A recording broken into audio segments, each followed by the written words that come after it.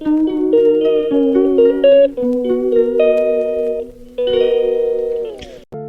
Morning বন্ধুরা, sir ব্লগে সবাইকে স্বাগত জানিয়ে আজকের ব্লগটা শুরু করছি। আর দেখো, সকাল সকাল বিছানা সব গুছিয়ে ফেলেছি। শীতের জিনিস মোটামুটি তুলে ফেলেছি, তুলিনি, পাশে সাইডে চেয়ারে রেখেছি। আর দেখো, বাজারটা সকাল সকালই হয়ে গেছে। সকাল সকাল হাজব্যান্ড বাজারে গেছিলেন, বাজারটা করে দিয়ে দোকানে চলে গেছেন। দোকান খুলবে 8টার মধ্যে, দোকানটা খুলে ফেলে, ওই জন্য ওই যে বাজার করে দিয়ে গেছে পাবদা মাছ আর ফুলকপি, আর কিছু রকম সবজি রয়েছে, ওগুলো দিয়ে ফুলকপিটা দিয়ে ভাজা করব মনে করছি, আর পাবদা মাছের ঝাল করব। আর এই যে পাবদা মাছটা বাড়িতে সবাই খেতে ভালোবাসে, কেননা বাচ্চারা খেতে ভালোবাসে বলে পাবদা মাছের ঝালটা করলে বাচ্চারা এমনিতে পছন্দ করে। মাছ তো গরমে খেতে চায় না, কিন্তু পাবদা মাছটা হলে খায়, ওই জন্যই করে বেশিরভাগই পাবদা মাছটা আনা হয়। আর দেখো, এখন শাশুড়ি মা মাছটা কেটে ধুয়ে গুছিয়ে দিয়ে গেছেন। আর এখন আমি সমস্ত সবজিটা কেটে ফেলেছি, ক্যাপসিকাম, গাজর, আলু দিয়ে, ফুলকপি দিয়ে ভাজবো। সমস্ত সবজি কাটা হয়ে গেছে। আর এই যে আমার মাছটা এখন ভেজে ফেলবো, মাছটা রান্না করে ফেলবো। আর এখন ঘড়িতে সময় হচ্ছে 9:30 বাজে। আর এখনই রান্নাটা বসিয়ে দিয়েছি। আর সকালবেলা একটু বাঁধাকপির তরকারি করেছিলাম আর ভাত করেছিলাম, আর বাচ্চাদেরকে জন্য একটু রুটি করে দিয়েছি। টিফিনে নিয়ে গেছে, রুটি ডিম ভাজা এরকম দিয়ে নিয়ে গেছে টিফিনে। আর সকালে খাওয়ার জন্য সবার বাঁধাকপির তরকারি হয়েছিল, আর অল্প একটু বাঁধাকপি রয়েছে।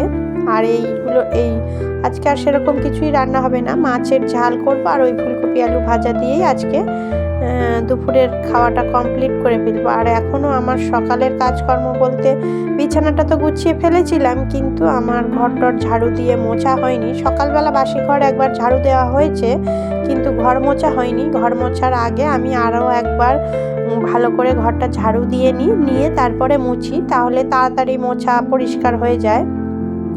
সেই জন্য আমি এখনও ঘরের কাজকর্ম কিছুই শুরু করতে পারিনি। মনে করছি রান্নাটা করে নিই ঝপঝপ, বা রান্নার ফাঁকে ফাঁকে সময় পেলে করে নেব, এরকম ভেবে তাড়াতাড়ি রান্নাটা বসিয়ে দিলাম। রান্নাটা যদি হয়ে যেয়ে থাকে তাহলে অনেকটাই কাজ কমে যাবে।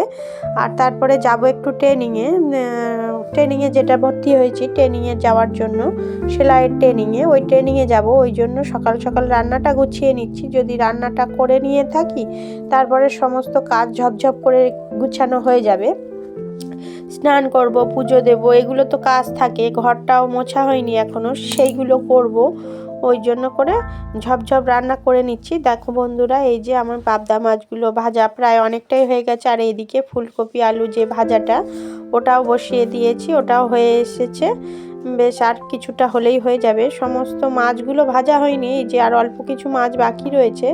আর মশলা টশলা যেগুলো পেঁয়াজ টিয়াজ লঙ্কা কাটার দরকার ছিল, ওগুলো তো কেটে আনিনি, শুধুমাত্রই আমি ওইটা কেটে এনেছিলাম, সবজিটা কেটে নিয়ে চলে এসেছিলাম। আর দেখো, আমার রান্না হয়ে গেছে প্রায়।